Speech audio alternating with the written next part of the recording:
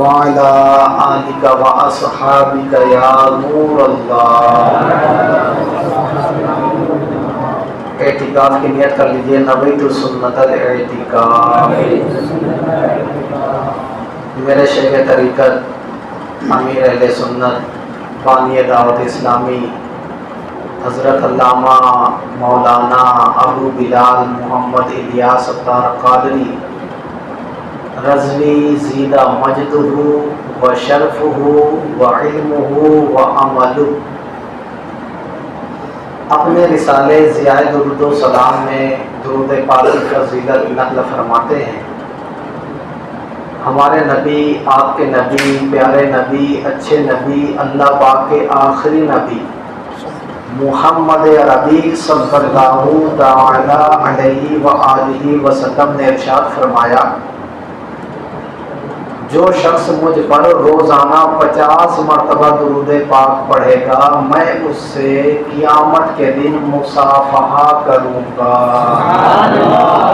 صلو علی الحبیب صلی اللہ تعالی علی محمد صلی اللہ تعالی علیہ وسلم۔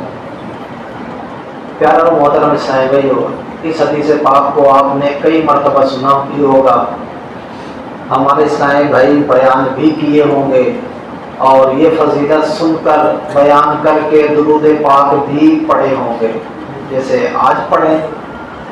لیکن کیا آپ کو معلوم ہے کہ اس حدیث پاک کے اندر کیا کیا اعتراضات ہوتے ہیں، اور پھر ان ہونے والے اعتراضات، سوالات کے جوابات کیا ہیں؟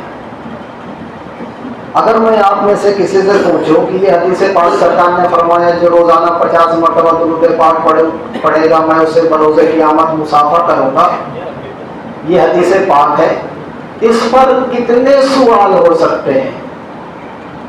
تو بعض اسلامی بھائی تو ایسے ہوں گے کہیں گے اس میں کیا سوال کی بات ہے، اور بعض کہیں گے ہاں صاحب ایک سوال ہو سکتا ہے، 2 3 4 5 کی جانب کسی کا ذہن نہیں جائے گا۔ حالانکہ پیارا اور محترم اسلامی بھائیو، اس حدیث پاک پر 5 سوال ہوتے ہیں، 5 اعتراضات ہوتے ہیں، اور ان 5 اعتراضات ہونے والوں کا جواب کون دے گا؟ بھائی بزرگان دین دیں گے۔ کون دے گا؟ بزرگان دین دیں گے، علماء دیں گے؟ نہیں، جس طرح میرے رب کا کلام ایسا کلام ہے کہ رب نے فرمایا لا ریب فیہ، اس میں کوئی شک کی گنجائش ہی نہیں ہے، اس میں کوئی سوال، کوئی اعتراضات، کوئی نکتہ، کوئی چینی کر ہی نہیں سکتا۔ تو جس طرح میرے رب کا کلام اعتراضات سے پاک، جس طرح میرے رب کا کلام سوالات سے پاک، جس طرح آپ کے رب کا کلام تمام نقص سے پاک، اسی طرح رب نے اپنے معبود کے کلام کو بھی پاک رکھا۔ ہم کہتے ہیں اللہ پاک، پھر رسول پاک، پھر امام پاک، پھر غوث پاک، پھر خواجہ پاک۔ الحمدللہ ہمارے سلسلے میں سب پاک ہیں، تو ہمارے محبوب کا کلام بھی اعتراضات سے پاک ہے۔ اب یہ اعتراضات میں آپ کے سامنے بیان کروں گا، لیکن جواب نہیں دوں گا۔ آپ کہیں گے جواب کیوں نہیں دیں گے؟ کیونکہ جواب مجھے دینے کی کیا ضرورت ہے، میرے نبی 1500 سال پہلے ہی دے گئے، اور اسی حدیث میں دے گئے، ہمارے نبی دے گئے اور اسی حدیث میں دے گئے، اور کوئی لمبی چوڑی بات نہیں کی، ایک لفظ میں دے گئے۔ آپ کہیں گے یار یہ کیسے؟ تو یہی تو کمال ہے نبی علیہ الصلوۃ والسلام کے کلام کا، یہی تو کمال ہے رب کے کلام کا۔ پیاروں محترم اسلامی بھائی، الحمدللہ جب میں نے سنا کہ 4 روزہ اصلاح اعمال کورس ہمارے اسلامی بھائیوں کے درمیان چل رہا ہے اور آج اختتام پذیر ہونے والا ہے، تو بڑی خوشی ہوئی، کیونکہ پیاروں محترم اسلامی بھائیوں، نبی علیہ الصلوۃ والسلام کی ذات پر نبی علیہ الصلوۃ والسلام کے دین پر، نبی علیہ الصلوۃ والسلام کی شریعت پر ہونے والے اعتراضات، ہونے والے حملوں کا جواب ہر مسلمان دیتا ہے، لیکن حقیقی طور پر، مضبوطی کے طور پر اور وقتی طور پہ نہیں، دائمی طور پر اگر کوئی گستاخ رسول کو جواب دیتا ہے، اس کا مقابلہ کرتا ہے، تو وہ ہوتا ہے جو عاشق رسول اور سنت رسول کا پیکر ہوتا ہے۔ ورنہ جلسہ نکال لیا، جلوس کر لیا، یہ کر لیا، وہ کر لیا، یہ تو وقتی چیز ہے، لیکن جو عاشق رسول ہوتا ہے نا، پابند سنت ہوتا ہے، اعمال کرنے والا ہوتا ہے، اپنے اعمال کی اصلاح کر کے نیک اعمال کو اپنانے والا ہوتا ہے، وہ کیا کرتا ہے؟ وہ عملی بائیکاٹ کرتا ہے۔ وہ کیا کرتا ہے؟ وہ مزید عشق رسول کی شمعوں جو بجھی ہوئی پڑی ہوتی ہے ان کو جلا دیتا ہے، ان کو جلا دیتا ہے۔ تو پیارا اور محترم اسلام بھائیو، یہ عمل ایسا عمل ہے کہ اس کی وجہ سے انشاءاللہ ہم پوری دنیا میں اپنے نبی کے دین کا ڈنکا بھی بجا سکتے ہیں اور ہم اپنے نبی علیہ الصلوۃ والسلام کا چرچا بھی بلند کر سکتے ہیں۔ کب؟ جب عمل ہوگا۔ آپ دیکھیں بے عمل کی زبان میں تاثیر نہیں ہوتی، لیکن وہ عمل کرنے والا ہو تو اس کی زبان میں تاثیر ہوتی ہے۔ آپ خود کہیں گے کیا الیاس قادری کی طرح کوئی بیان کرنے والا مقرر دنیا میں نہیں ہے؟ ایک سے ایک کے۔ تو جب الیاس قادری سے بہترین بیان کرنے والے، حالانکہ امیر علیہ سنت کا آپ انداز دیں گے ایک دم نارمل، کوئی کیا آپ لوجک بیان کرتے ہیں؟ کیا ایسی بات بیان کرتے ہیں جو ماورا ہو؟ نہیں، ایک دم سادی گفتگو، سادہ انداز، لیکن پھر بھی 44 سال کے کم عرصے میں پوری دنیا میں دعوت اسلامی کا دینی کام پھیلا دیا۔ یہ کیا ہے پیارے اسلام بھائیو؟ یہ انداز نہیں ہے، یہ کردار ہے، یہ اعمال کی خوشبو ہے، اعمال کی تاثیر ہے، ورنہ ایک سے ایک کے لوگ گزرے۔ اور ابھی آپ کو میں بتاؤں، جان کر خوشی ہوگی، الحمدللہ میں ایک کتاب لکھ رہا ہوں جس کا نام ہے آگرہ کے 283 بزرگان دین۔ اگر میں آپ سے کہوں کہ آگرہ میں کتنے بزرگان دین ہیں تو آپ کہیں گے 10 15 20 50 100 ہوں گے۔ نہیں صاحب، آگرہ میں ہمارے 283 بزرگان دین ہیں، اور یہ میں بات کر رہا ہوں 116 سال پہلے، 1331 ہجری، اور ہمارے اعلیٰ حضرت رحمت اللہ تعالیٰ علیہ کا وصال ہوا ہے 1340 ہجری۔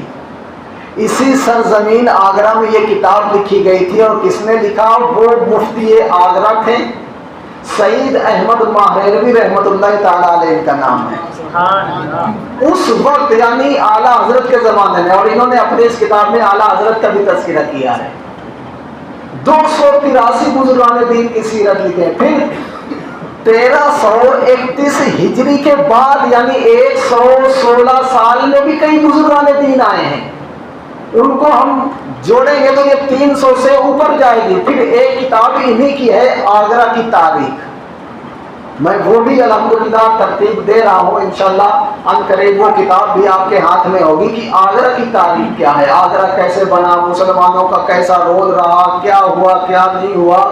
تو بتانے کا مقصد یہ ہے کہ جب میں آگرہ کی تاریخ ابھی لکھ رہا ہوں تو اس میں مجھے ایسے ایسے واقعات پیارے اور محترم اسلامی بھائیوں پڑھنے کو ملے اور جاننے کو ملے کہ آگرہ میں کوئی ایک تحریک نہیں اٹھی، یہ مسلمانوں کا ایک طور پہ مرکز رہا ہے، اور یہ آپ لوگ سب جانتے ہیں۔ ایک سے ایک کے لوگ گزرے، حتیٰ کہ یہاں پر ایسے ایسے لوگ بھی گزرے جن کا نام تھا شیخ مبارک۔ ان کی سیرت میں میں نے پڑھا کہ کتابوں میں ان کی سیرت میں لکھا ہے کہ یہ چاروں مذاہب، امام اعظم کے مذہب، امام شافعی کے مذہب، امام مالک کے مذہب، امام احمد بن حنبل اور شیعوں کے مذہب پر اجتہاد کا درجہ رکھتے تھے، مجتہد تھے، یہ مجتہد تھے۔ اور مجتہد کا کیا مطلب اور کیا مرتبہ ہوتا ہے پیارے اسلامی بھائیوں، شاید آپ لوگ جانتے ہو، اگر نہ جانتے ہو تو یہ سمجھ لیجئے کہ اعلیٰ حضرت سے بھی بڑے تھے وہ، لیکن آج ان کے مزار کا بھی پتہ نہیں، جہاں پر انہوں نے لکھا تھا میں جا کے گیا ہوں، اب نام و نشان نہیں ہے، مزار کا کوئی نام و نشان نہیں ہے۔ تو اتنے علم والے ہونے کے باوجود ان کے مزار کا کوئی اتا پتہ نہیں ہے۔ اور آپ ایک نظر ڈالیے سیدنا سرکار رحمت اللہ تعالیٰ علیہ کی جانب، یہ مجتہد نہیں تھے لیکن ان کے پاس عمل تھا، ان کے پاس تقوی کی قوت تھی، اور ان کے بارے میں لکھا ہے کہ یہ ولی بننے سے پہلے اپنے ماموں کے ساتھ کسی غیر مسلم بادشاہ کے لشکر میں شامل تھے۔ جب ان کے ماموں کا انتقال ہوا تو اس بادشاہ نے ان کی جو ایکٹیویٹی تھی اس کو دیکھ کر 5000 سپاہیوں کا سردار مقرر کیا تھا۔ لیکن ایک دن کیا ہوتا ہے کہ خواب آتا ہے، حضرت علی رضی اللہ تعالیٰ عنہ خواب میں آتے ہیں اور کہتے ہیں بیٹا یہ کب تک کرتے رہو گے، جاؤ خواجہ پاک کی بارگاہ میں تمہارا وہاں حصہ لکھا ہوا ہے۔ جب صبح اٹھے تو ایک دم دل بے چین ہو چکا تھا، انہوں نے استعفیٰ لکھا، لیکن بادشاہ جانتا تھا کہ اگر یہ چلے گئے تو پھر معاملہ گڑبڑ ہو جائے گا، لیکن ان کی ضد تھی کہ نہیں میں چھوڑوں گا۔ تو اسی وقت اس بادشاہ سے ایک دوسرے بادشاہ کی لڑائی چل رہی تھی۔ اس نے کہا کہ حضور ایسا کیجئے یہ لڑائی ہم جیت جائیں، اگر ہم جیت جائیں گے تو میں آپ کا استعفیٰ قبول کر لوں گا، اگر ہار گئے تو پھر نہیں قبول کروں گا۔ تو انہوں نے کہا ٹھیک ہے، آپ شرکت کی، الحمدللہ آپ کی برکت سے وہ بادشاہ فتح یاب ہو گیا۔ اور اسی وقت آگرہ میں ایک معاملہ ہو گیا تھا، وہ معاملہ نہیں بتاؤں گا، جس کی وجہ سے آگرہ کا جو بادشاہ تھا جہانگیر، اس نے تمام سرداروں کو، سپہ سالاروں کو بلایا ہوا تھا۔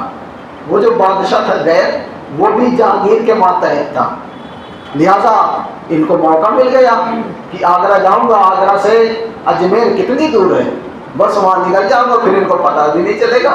پھر آپ آگرہ آئے، جہانگیر سے بھی کہا کہ اب میں چھوڑنے والا ہوں، لیکن اس نے بھی بہت ضد کیا، لیکن پھر بھی آپ بضد تھے، نہیں اب میں یہ نہیں کروں گا۔ اجمیر گئے، خواجہ پاک کی زیارت کھلی آنکھوں سے آپ نے کیا، اور خواجہ پاک نے کہا بیٹا ابھی تک کہاں تھے، میں تو تمہارا انتظار کر رہا تھا۔ پھر خرقہ خلافت عطا فرمایا، برکات ثمرات سے نوازا، اور کہا جاؤ آگرہ میں خدمت دین کرو۔ یہ ہیں ہمارے سیدنا سرکار، ان کے پاس کوئی اتنا بڑا علم نہیں تھا، تقوی کی طاقت تھی، عمل کی طاقت تھی، اور آج دیکھ لے، اور انشاءاللہ قیامت تک ان کا مزار باقی رہے گا۔ لوگ قبضہ کر رہے ہیں کئی مزار، میں نے ابھی گیا ہوں، آپ کو پیارے صاحب بھائیو تعجب ہوگا، آپ یہ نہ کہیے گا یار روداد سنا ہے، یہ میں ایسی روداد سنا رہا ہوں کہ ہمارے آنکھوں میں آنسو آ جائے۔ ہم نے کیا کیا دین کے لیے؟ ہم نے کچھ نہیں کیا۔ ہمارے بعض اسلاف کی مزاریں ایسی ہیں کہ غیروں نے قبضہ کر لیا ہے، لیکن اللہ تعالیٰ نے اپنے محبوبوں کے مزاروں کو مٹنے نہیں دیتا۔ میں نے خود اپنی آنکھوں سے ابھی دیکھا ہے، نیچے مزار بنا ہے، اوپر غیر مسلم کا مکان بنا ہے، حالانکہ وہ مزار گرا سکتا تھا، لیکن کیوں نہیں گرایا؟ اس لیے کہ اس اللہ کے ولی کی کوئی ادا اللہ کو پسند آئی ہوگی نا، ان کے اعمال کا صلہ اللہ دے گا نا، تو کوئی نہ کوئی کرامت تو ظاہر ہوئی ہوگی، تبھی تو اس غیر نے وہ مزار چھوڑ دیا، لیکن اوپر مکان بنا دیا۔ اس کی جرات نہیں ہوئی کہ مزار کو بوس کر دے، مزار کو مٹا دے۔ یہ پیارے اسلام بھائی ہماری ہسٹری ہے، اور اس 283 بزرگان دین کی سیرت میں اب صرف 150 مزار آگرہ میں رہ گئے ہیں، باقی کے مزارات ختم ہو گئے، ختم ہو گئے۔ اور ہم سوچ رہے ہیں کہ صاحب ہم تو بہت دین کا کام کر رہے ہیں۔ تو پیارے صاحب یہ بزرگان دین کی سیرت سنانے کا مقصد یہ ہے کہ جو عمل کرتا ہے نا اس کا نام مرنے کے بعد بھی باقی رہتا ہے۔ کسی نے بڑی خوبصورت بات کہی ہے کہ دنیا میں جو بھی انسان ہے نا، وہ اس سے آپ پوچھو تیری خواہش کیا ہے، تیری تمنا کیا ہے، وہ لاکھ تمنائیں بتائے گا، لیکن ان تمناؤں، ان آرزوؤں، ان تمام چیزوں میں آپ 3 چیز مین دیکھیں گے۔ کتنی چیز دیکھیں گے؟ نمبر 1 اس کی خواہش ہوتی ہے کہ دنیا میں میرا نام بہت اونچا ہو جائے. دوسری خواہش ہوتی ہے کہ میں جو لباس پہنتا ہوں نا سب سے بہترین اور عمدہ لباس میں پہنوں. اور تیسری خواہش یہ ہوتی ہے کہ میرا مکان عالیشان بنگلہ ہو، کوٹھی ہو اور محل ہو. انہی تینوں کے لیے زندگی بھر وہ تگ و دو کرتا ہے، محنت کرتا ہے. حلال کمانا ہو، حرام کمانا ہو، دنیا کو کیسے بھی لے کے چلنا ہو، وہ کرنے کے لیے تیار ہو جاتا ہے. صرف ان تین چیزوں کے لیے، کیا میرا نام اونچا ہو جائے، پورا شہر مجھے جانے، پورا ملک مجھے جانے، دوسرا میرا لباس اچھا ہو، اور تیسرا میرا مکان اچھا ہو. پوری زندگی انہی تینوں میں گزار دیتا ہے، اور کرتے کرتے موت آتی ہے، قبر میں پہنچ جاتا ہے. تو اس نیک بندے نے کہا کہ تعجب کی بات یہ ہے کہ بندہ ان تین چیزوں کے لیے پوری زندگی لگا رہتا ہے، لیکن جو ہی مرتا ہے سب سے پہلے اللہ تعالیٰ انہی تین چیزوں کو بدلتا ہے. نام، عالی جناب، مفتی صاحب، مولانا صاحب، پروفیسر صاحب، ڈاکٹر صاحب، انجینئر صاحب، جتنے بھی نام ہوتے ہیں سب ختم. نام اللہ تعالیٰ بدل کے مرحوم رکھ دیتا ہے. پہلی چیز اس کی خواہش کیا تھی؟ میرا نام اونچا ہو. تو رب مرنے کے بعد سب سے پہلے اس کا نام ہی بدلتا ہے، مرحوم. مسجد کے مناروں سے اعلان ہوتا ہے فلاں مرحوم کی مٹی اتنے بجے ہوگی. دوسری کی خواہش کیا تھی؟ لباس اچھا ہو جائے. اور دوسرے نمبر پر اللہ تعالیٰ اس کے لباس کو اسی لٹکے کے کپڑے سے بدل دیتا ہے جو فٹ پاتھ پر مرنے والے کو عطا کیا جاتا ہے، یعنی کفن. سارا زیور والا لباس، قیمتی لباس دھرا کا دھرا رہ جاتا ہے. تیسری کیا خواہش ہوتی ہے؟ مکان عالیشان ہو جائے، کروڑوں بیگھا پر اس کا محل محیط ہونا. تب بھی رب تعالیٰ تیسرے نمبر پہ اس کو 2 گز کی قبر ہی دیتا ہے. تو تین خواہش تھی، لیکن تینوں اللہ تعالیٰ بدل دیتا ہے. اچھا، اگر کوئی نیک ہوا، پرہیزگار ہوا، اس کی خواہش نہیں ہوتی، وہ تو کہتا ہے میرا نام نہ ہو. وہ تو بیچارہ ٹاٹ کا لباس بھی پہن لیتا ہے، وہ تو جھوپڑی میں بھی رہ لیتا ہے. لیکن اللہ تعالیٰ کیا بدلہ دیتا ہے؟ جب مرتا ہے تو مرنے کے بعد ترنت اعلان ہوتا ہے حضرت فلاں رحمت اللہ تعالیٰ علیہ کی مٹی لگے گی. رحمت اللہ تعالیٰ علیہ کا مرتبہ جانتے ہیں آپ. پھر کفن اگرچہ ہم کورے کپڑے کا دیتے ہیں، لیکن اللہ تعالیٰ اس کے کفن کو جنتی کفن میں تبدیل کر دیتا ہے. ہم اگرچہ 2 گز زمین میں دفن کر کے آتے ہیں، لیکن رب تعالیٰ اس کی قبر کو جہاں تک اس کی نگاہ جاتی ہے وہاں تک لمبا چوڑا کر دیتا ہے. تو پیارے اسلام بھائی، یہ کیا ہے؟ یہ عمل ہے.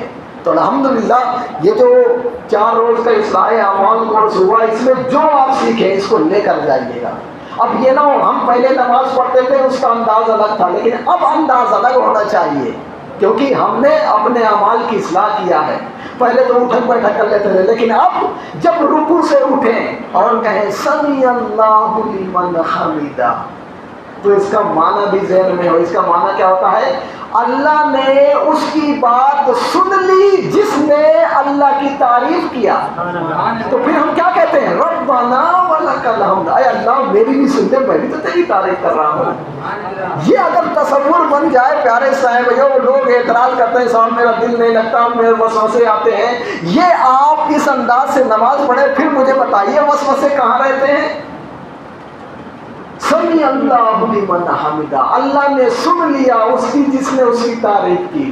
پھر ہم کہتے ہیں ربنا ولک الحمد. اے اللہ، اے ہمارے رب، میں تیری تعریف کر رہا ہوں. ربنا، اے میرے رب، لک الحمد، تیرے لیے حمد ہے. تو یہ تصور بن جائے پیارے اسلام بھائیوں، تو ایسا لگے گا کہ میں اپنے رب سے ہم کلام ہوں اور رب مجھ سے ہم کلام ہے. وہ بزرگ کا واقعہ آپ نے سنا ہوگا، وہ جنگل میں رہتے تھے. کسی نے کہا حضور جنگل میں رہتے ہو، بور نہیں ہوتے؟ آئیے شہر میں رہیے، آپ کے مزاج کے بھی لوگ ملیں گے. ہاں، دنیا دار لوگوں کے ساتھ نہ بیٹھیے گا، دیندار والے بھی بہت ہیں. تو انہوں نے کہا تجھے کس نے کہہ دیا میں تنہا اکیلے جنگل میں رہتا ہوں؟ اس نے کہا حضور میں نے خود دیکھا ہے اور خود دیکھ رہا ہوں، اکیلے تو ہے، میں آیا تو 2 ہو گئے ورنہ 1 ہی تھے. آپ نے کہا کہ تو غلط سوچ رہا ہے. میں تو اپنے رب کے ہر دم ساتھ رہتا ہوں.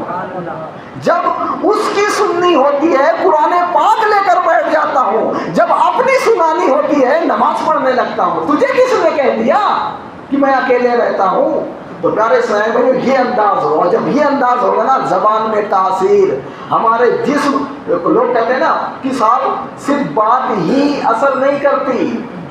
ایک بزرگ گزرے ہیں, وہ مجلس میں جایا کرتے تھے, میں نے اپنی کتاب میں کا واقعہ لکھا ہے, یہ بیان نہیں کرتے تھے تو پھر بلاتا لوگ کیوں تھے, کیوں بلاتے تھے؟ یہ بیٹھ کے صرف ایک مرتبہ اللہ اکبر کہتے تھے, پورا مجمع دھاڑے مار مار کر رونے لگتا تھا. اور ان کی سیرت میں لکھا ہے کہ ان کے مجمع میں کئی جنازے بھی اٹھا کرتے تھے. لمبی چوڑی بات نہیں, صرف اللہ. ایسی تاثیر. پیارے صاحب یہ تاثیر ہمارے پاس کیسے آئی؟ ہماری عمر 30 سال ہو گئی, 35 سال ہو گئی, 40 سال ہو گئی. آج اگر میں آپ سے کہوں یا آپ مجھ سے سوال کر لیں, صاحب اسلام کا مزہ, اسلام کا ذائقہ حدیثوں میں موجود ہے, اس کا معنی کہ اسلام کا ایک ذائقہ ہے. آپ نے اسلام کا ذائقہ چکھا؟ نماز کا ذائقہ چکھا؟ روزہ رکھتے ہیں اس کا ذائقہ چکھا؟ نہیں صاحب, ہم تو صبح سحری میں کھاتے ہیں پیٹ بھر اس لیے کہ دن بھر کھانا نہیں ہے, اور افطار میں پیٹ بھر اس لیے کھاتے ہیں کہ دن بھر کھایا نہیں تھا. تو کہاں سے وہ روحانیت ملے گی؟ تو اب اپنے اندر روحانیت پیدا کیجیے گا. الحمدللہ نیک اعمال جو ہمارے 72 نیک اعمال ہیں وہ ہمیں استقامت پذیر بنائیں گے. یہاں سے جانے کے بعد سب اعمال دنیا داری میں لگ جائیں گے, لیکن آپ 72 نیک اعمال کا رسالہ اگر بھرتے رہیں گے انشاءاللہ استقامت ملتی ہے. اللہ تعالیٰ کی بارگاہ میں دعا کی ہمیں عمل کی توفیق عطا فرمائے. آمین بجاہ نبی العالمین صلی اللہ تعالیٰ علیہ وسلم.